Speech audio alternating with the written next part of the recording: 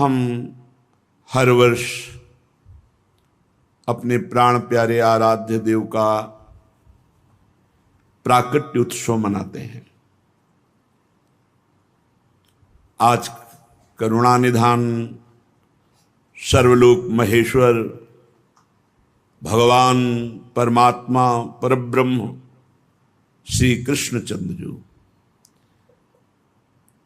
यह करुणा करके समस्त जीवों को परमानंद प्रदान करने के लिए ही प्रकट हुए।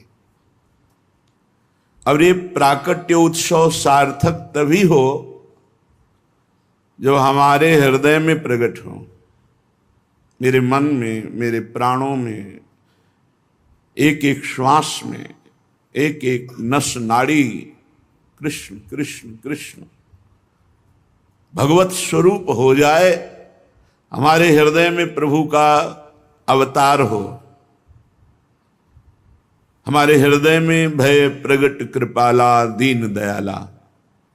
देवकी वसुदेव जी ने महान तप किया कि संसार का स्वामी भगवान मेरा पुत्र बने। नंद यशोदा जी ये सब महान तप संपन्न, इनको सुख प्रदान करने के लिए भगवान प्रकट हुए। ये दुराचारियों का विनाश तो बहुत साधारण सी बात है।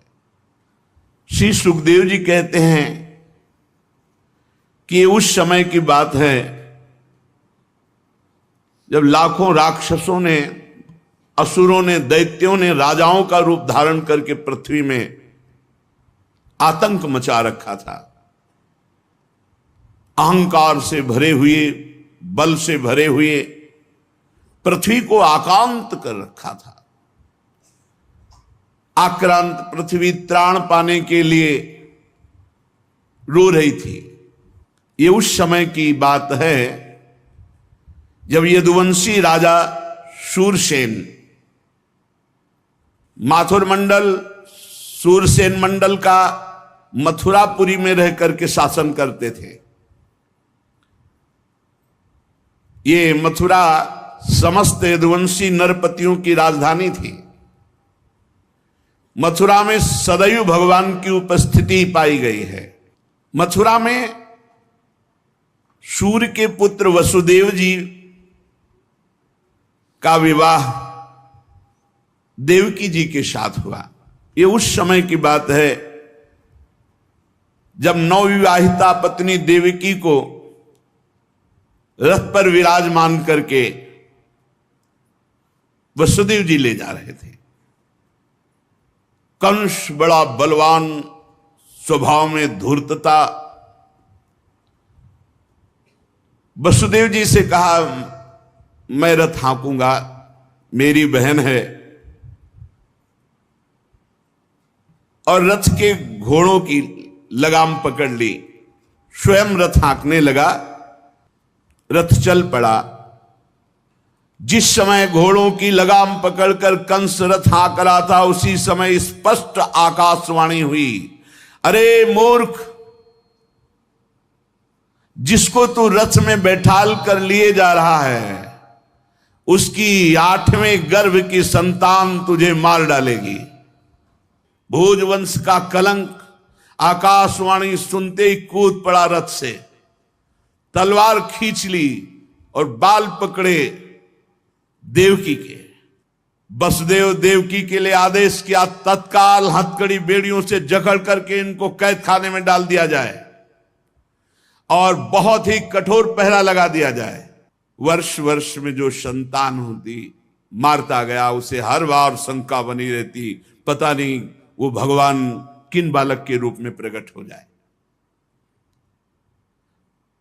परीक्षित, पृथ्वी में बात प्रायः देखी जाती है कि अपने प्राणों का ही पोषण करने वाले जो लोभी लोग होते हैं, वो चाहे राजा हो चाहे कोई भी हो, वो अपने स्वार्थ की पूर्ति के लिए माता पिता भाई बंधु किसी की भी हत्या कर सकते हैं। माता की, पिता की, भाई की, बंधु की, मित्रों की, इष्ट की, किसी की भी। ऐसे स्वार्थी पुरुषों से कभी मित्रता नहीं रखनी चाहिए, नहीं हानि ही होती है।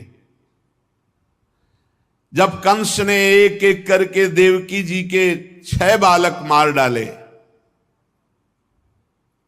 तब देवकी के 7वें गर्भ में भगवान के अंश स्वरूप अनंत महिमा अनंत बलशाली भगवान शेष जी पधारे देवकी जी के गर्भ में। अनंत भगवान जब 7वें गर्भ के रूप में देवकी के उदर में पधारे, बड़ा आनंद। पर देवकी जी को लगा कि कंस इसे भी मार डालेगा, इसलिए वो रुदन करने लगी। विश्वात्मा भगवान ने देखा कि माता को बहुत दुख है और यदुवंशियों को कंस सताए ही जा रहा है, तो अपनी योग माया का स्मरण किया और योग माया को आदेश किया, देवी कल्याणी तुम ब्रज में जाओ, वह प्रदेश ग्वालों और गौओं से सुशोभित है। वहां नंद बाबा के गोकुल में वसुदेव जी की पत्नी रोहिणी गुप्त रूप से निवास कर रही। उनकी और भी पत्नियां कंस के डर से गुप्त स्थानों में रह रही। इस समय मेरा महान अंश, जिसे अनंत शेष जी कहते हैं, देवकी के उदर में गर्भ रूप से विराज